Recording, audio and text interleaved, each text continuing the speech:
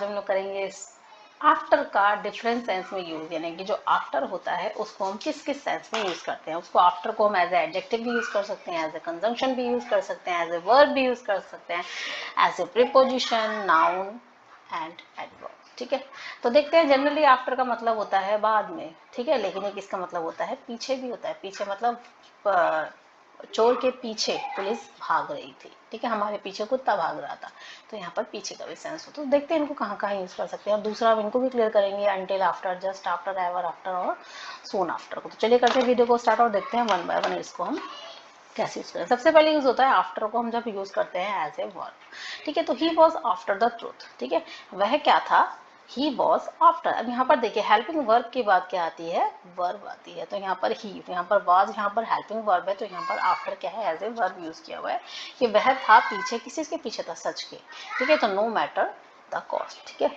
चाहे उसको कोई भी कीमत चुकानी पड़े, लेकिन वो किसके पीछे था, सच के पीछे था। द हंग्री डॉग, जो भूखा कुत्ता था, वॉज आफ्टर, पीछे था किसके, खाने के। द थीव्स वर, चोर थे पीछे किसके, आफ्टर द वैल्यूएबल ज्वेल्स, यानी कि जो कीमती गहने थे, कीमती गहनों के लिए यहाँ पर वैल्यूएबल ज्वेल्स या ज्वेलरीज भी हम बोल सकते हैं, उसके पीछे थे। तो चलिए देखते हैं, यहाँ पर देखिए आफ्टर का जो यूज है as a adverbial phrase use किया है, यानी कि एज अ हम बोल सकते हैं एडवर्ब यूज किया हुआ है, ठीक है। तो यहाँ पर एडवर्बियल फ्रेज ये सब है, ठीक है, जिनको मैंने ब्लू हाईलाइट किया हुआ है, these are the adverbial phrase. He ate lunch, उसने लंच खाया, एंड लेफ्ट जस्ट आफ्टर, उसने लंच खाया और चला गया तुरंत बाद। तो यहाँ पर देखिए तुरंत बाद, इसका मतलब हो गया तुरंत बाद, तो ये हो गई एक एडवर्बियल फ्रेज। शी अराइव्ड, ठीक है, वह पहुंची, द वीक आफ्टर, एक सप्ताह बाद, तो यहाँ पर इसका मीनिंग हो गया एक सप्ताह बाद, ये भी एडवर्बियल फ्रेज है। डोंट टेल देम, उन्हें मत बताना, अंटिल आफ्टर, बाद तक। अंटिल आफ्टर का मतलब है यहाँ पर बाद तक, कोई भी बात होती है हम बोलते हैं कि डोंट टेल देम, बाद तक उन्हें मत बताना, तो don't tell them until after. They lived happily, वो रहे हमेशा खुश, कब, सदा के लिए, ठीक है। तो एवर आफ्टर का मतलब होता है सदैव, कि वो उसके बाद या कोई इंसिडेंट होता है उसके बाद वो सदा खुश रहे। तो दे लिव्ड हैप्पीली एवर आफ्टर, या हम बोलते हैं फॉर एवर, ठीक है, फॉर एवर। सून आफ्टर, तुरंत बाद, soon after the light went out, यानी कि जो लाइट थी वो बुझ गई, इनकी तुरंत बाद क्या हो गई, लाइटें बुझ गई। तो सून आफ्टर और जस्ट आफ्टर इसका मतलब है तुरंत बाद, तो ये यूज था एज अ एडवर्बियल। चलिए नेक्स्ट देखते हैं as a preposition. He finish the exam, उसने एग्जाम खत्म किया, आफ्टर मी, आफ्टर मी। तो देखिए नाउन आई है यहाँ पर, तो नाउन से पहले क्या होती है, यानी कि ऑब्जेक्ट से पहले क्या होती है, एक प्रीपोजिशन होती है। तो यहाँ पर ये एज ए प्रीपोजिशन काम कर रहा है, he finish the exam after मी।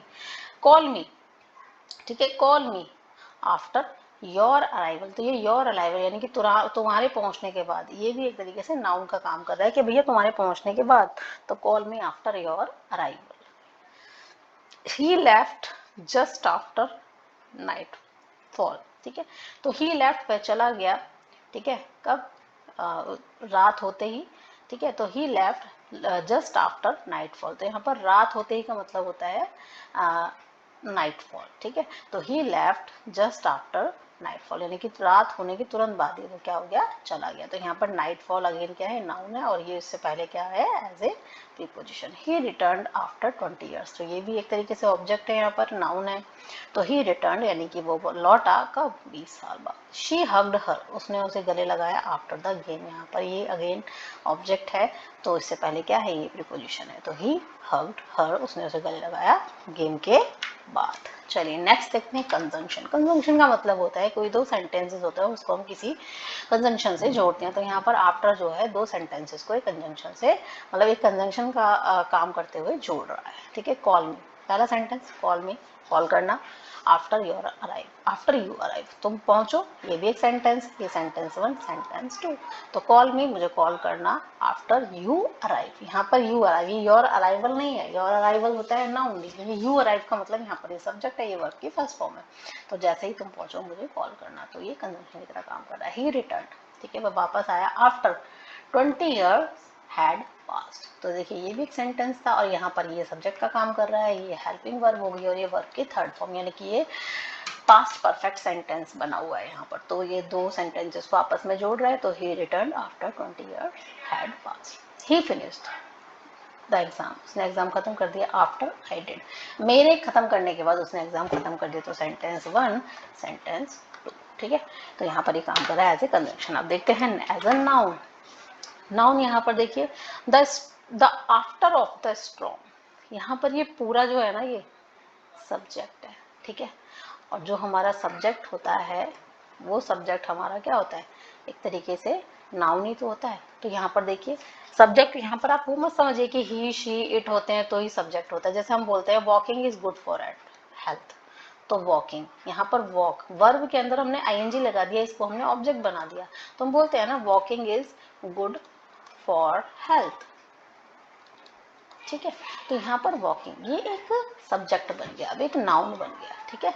तो यहाँ पर हम काम कर रहे हैं, यहाँ पर ये सेंटेंस जो है, इस सेंटेंस के अंदर ये नाउन बन गया after, the after of the storm, यानी कि तूफान के बाद, is usually a sense of relief, यानी कि तूफान के बाद होता है एहसास, किस चीज का एहसास होता है, आमतौर पर राहत का एहसास होता है। तो after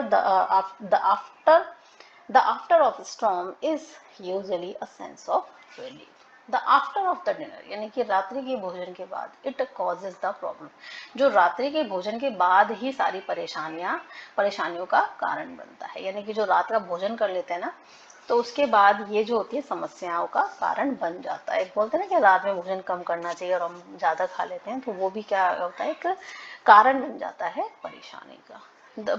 the before is on the left, जो पहला है वो कहाँ है, मेरे लेफ्ट साइड पर है, दाएं हाथ पर है। और my after is on my right, यानी कि जो मेरा जो बाद वाला है वो मेरे दाईं ओर है। तो यहाँ पर माई आफ्टर ये भी क्या एक तरीके से काम कर रहा है, नाउन की तरह काम कर रहा है। देखो नाउन सब helping verb then other words, ठीक है। नेक्स्ट देखिए द आफ्टर ऑफ इलेक्शन, यानी कि चुनाव के बाद, every party discussed about the result, यानी कि चुनाव के बाद हर पार्टी ने डिस्कस किया, चर्चा की किस पर, रिजल्ट पर। चलिए नेक्स्ट देखते हैं एज एडजेक्टिव्स को यूज किया हुआ है। एडजेक्टिव मतलब जो किसी की विशेषता बताता है। The after effects, the after effects यानी कि जो बाद वाले प्रभाव होते हैं किस चीज के, ऑफ एक्सप्लोजन, ठीक है, यानी कि विस्फोट के, were felt throughout the city, यानी कि वो पूरे शहर में थ्रू आउट का मतलब है पूरे शहर में वो महसूस किए गए, फील किए गए। फील मतलब यहाँ पर फेल्ट, यहाँ पर पैसिव है ये वर्ब की थर्ड फॉर्म।